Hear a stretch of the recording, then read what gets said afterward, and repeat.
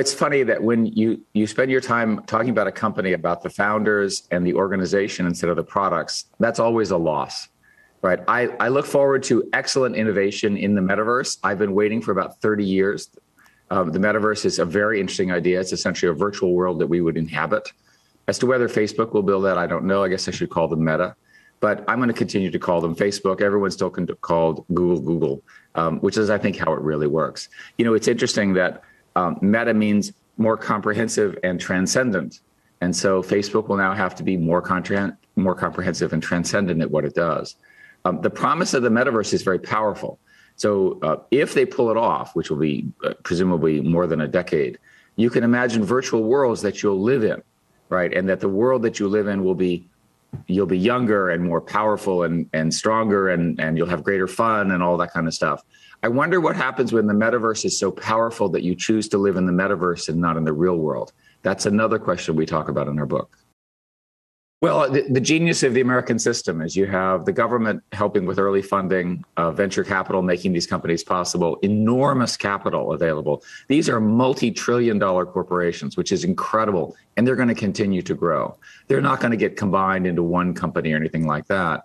And it's going to be difficult to regulate them because they're so complicated in the way that they work.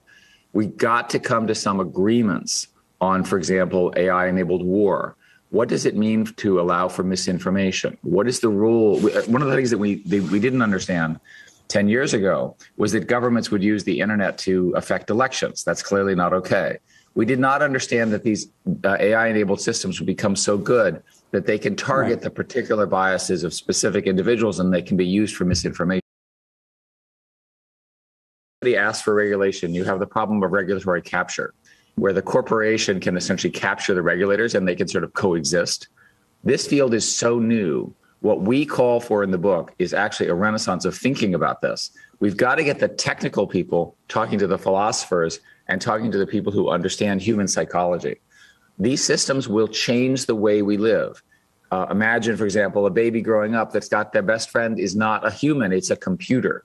How do you feel about that? How do you feel about the shaping of that young mind? That's an experiment we've never done. We're going to have to come up with mechanisms and collective agreement on how that should behave.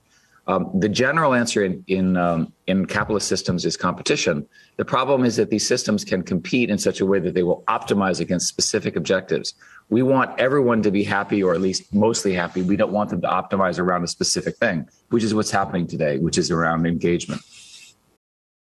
I don't think that the conversation about regulation in metaverse is at the right time. People keep writing laws to regulate killer robots. Well, we're not building killer robots. We're building systems that everyone will coexist with, which are in some sense much more powerful and much more dangerous because they'll be with you every day. We're going to have to figure it out. I don't think we know. I don't think regulators today have the right formulation for even how to discuss this.